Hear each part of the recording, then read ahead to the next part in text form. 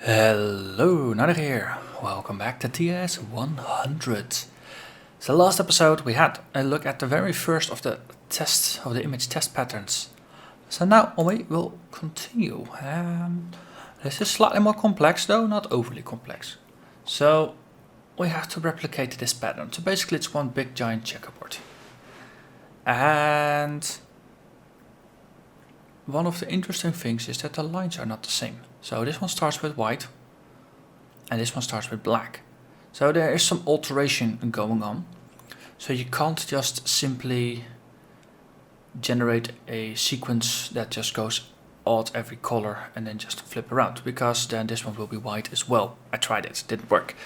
So either you have to reset the pattern, skip a beat, or you have to actually go to the end and then just work your way backwards. That's also another option.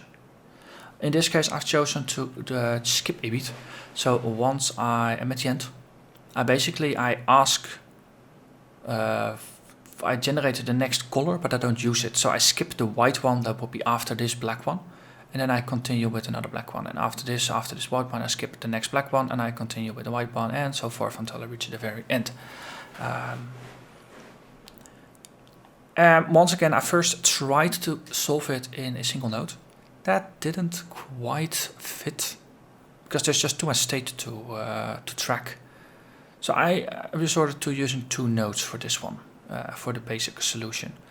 So in this case, I have a node here that all it does is generate the color number 3, which is white, and then it generates the color 0, which is black, and it sends it down. So this node, whenever it moves a number from up, it will get the next color in line. So white, black, and so forth. And that's what it does. So as with the previous solution, we send a 0 down to mark that we are starting a sequence all the way on the left side here with the x coordinate 0.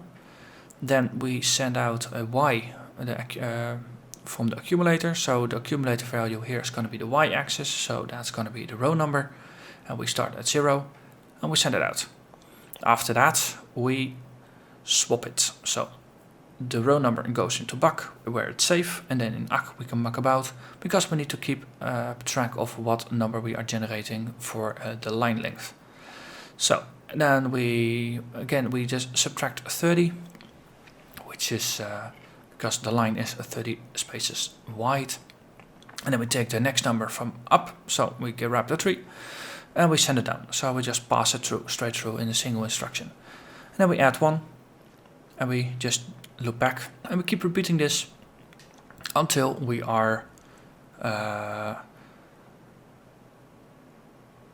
as long as the value in acc is not 0. So we start at negative 30 and we do it 30 times, and then we are at 0 and then we're done.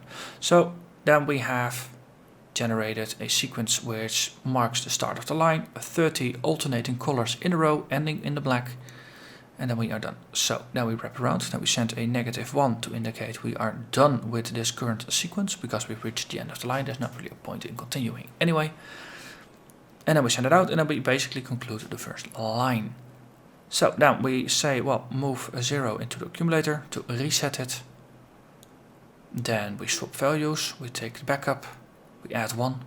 So we move the line pointer from 0 to 1. Then we send up 0. So basically we send a blank value up.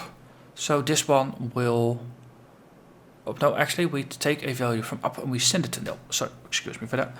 So we discard the next input. So the white one that would be generated after the black one, we skip it. And then here we continue with a black one. And then we loop again and we just continue on with the next row and so forth. And that way,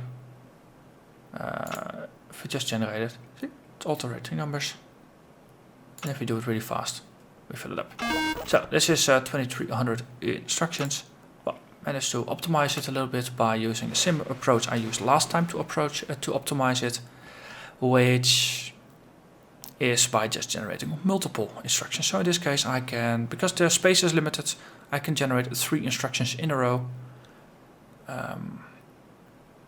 and then we do it that way. So in this case we have some space and we can generate it slightly faster. And we have 1600 instructions that we take. Using 2 nodes, which is the lowest you can... Well, you can maybe fit it in 1, I don't know. I haven't seen anyone do it in 1 yet. So I think 2 is the best. And then I came up with another solution. So I was doing a lot of things in this node. One of the things was keeping track of the Y coordinate. And there was some swapping and such, which is inefficient. So I figured let's extract coordinate logic out to its own node. So X is always hard-coded. So we can always just send it through. Which actually I had it in here to clean it, separate it out cleanly. But I can actually just send the value of 0 down. And then all we need to do is keep track of Y in here. That makes this one even more compact and it saves 1 instruction. Optimizing while recording for the win. Okay, so this one still does the same. This one, all it does is use this accumulator to store the Y value, and after every time it's sent out we increase it by 1. And we only request it once every time, so that works. Another optimization trick that I'm using here, rather than subtracting 0, or subtracting 30 and then setting it to 0 at the end, I'm just saying, well, just move the value of negative 30 into the accumulator. That way it's already at negative 30. It's a way more optimal way to do it because it only uses 1 instruction. So this way I managed to free up enough space to fit 6 instructions in here. So we grab 6 numbers in a row and then we increment the counter by 6 and then we check if we have reached 0 yet. And because we check if we have reached 0 and we need to generate exactly 30 instructions, we always need to send out multiples of 30. So we can send out 1, 2, 3, not 4, because 7 times 4 is 28 instructions, 8 times 4 is 32 instructions, so that's not going to work. You always generate too little or too many instructions. Then 5 works, then 6 works, and after that 10 is the next best thing. And the thing is, we got 2 rows available, and that's not enough to get to 10. So 6 is, for this case, the highest number of instructions we can actually get away with. At least for this setup.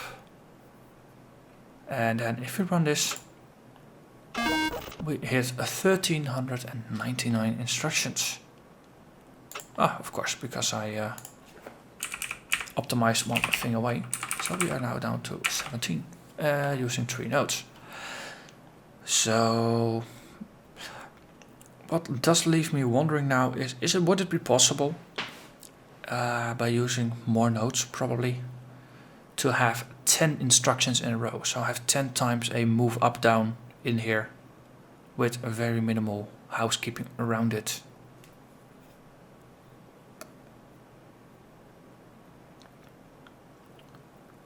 But that's going to be tricky because all the logic for wrapping and resetting the accumulator is in here as well. So that would mean that this would maybe be just a pipe that passes data through. I'm not sure if it would be possible. I think it would be very complicated. I can't actually picture a way to optimize this further. So that's a good opportunity. If you figured it out, please do let me know. There's a comment section below, always good to use. And other people watching this in the future might appreciate it as well. And with that, I will thank you very much for watching and I hope to see you again next time. Bye bye.